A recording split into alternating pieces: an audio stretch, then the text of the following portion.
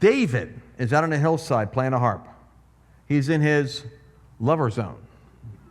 The Lord is my shepherd, I shall not want. He makes me lie down in green. He's just enjoying the Lord, playing his harp, taking care of a few sheep. He's enjoying his isolation. What happens? Samuel the prophet comes, anoints him.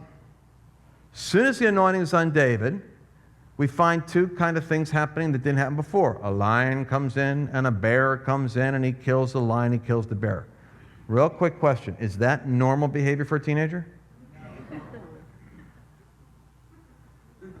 Now the disciples fled for fear of the Jews, right?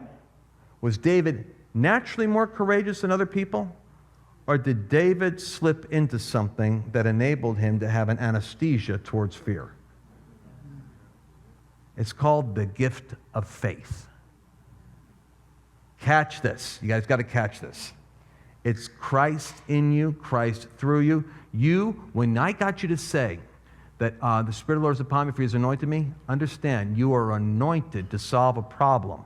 In the area of your anointing to solve a problem, the gifts of the Spirit make up for the lack of human ability. And they not only make up for the lack, they exceed what anyone else can accomplish. Who gets the glory in the end? God. But do people know it's God? No. They must not know. Why?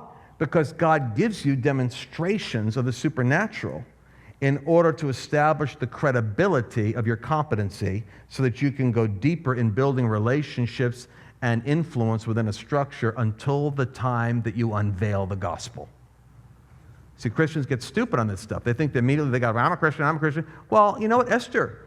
The name God isn't used once in the book of Esther. Think of that. You know why? Because Esther is the stealth beauty pageant saint. She gets in to the administration out of a beauty contest, and the name of God isn't revealed once, and yet it's a sacred book. You know why? It's the book of stealth. She doesn't even reveal she's a Jew till the right time. She doesn't come in and go, hi, y'all, I'm working for Yahweh, and I'm a Jew. Secret till the right time. Why am I saying this? Because the supernatural operating through you builds a platform for credibility and influence so you can share the gospel any blessed time you want. But if you feel a compulsion to be witnessing all the time, you don't understand the depth and extent of what God is inviting you into. Never lose the perspective that you are there for souls in the kingdom, but never feel an obligation to have to evangelize or manifest who you are and what you're all about until you've established credibility by supernatural success. Because that's the way that Daniel did it and Joseph did it. Basically, the dreams belonged to God. They went to church, they had their faith, but they weren't taking anybody into some exotic conversion scenario. They were just basically giving God credit and then boom, going right to the problem solving. Everybody has a faith. It's their faith. I guess what I'm saying is this. David had a gift of faith. I think David slipped into something so that when the territory he was the shepherd of was invaded by something that wasn't of God and it attacked, threatened that which was his stewardship, he had an anger that came upon him to deal with something larger than him so that he did not feel fear. He simply dispatched and destroyed what the enemy sent into his backyard. What was God doing? He was training him to kill a giant. By what?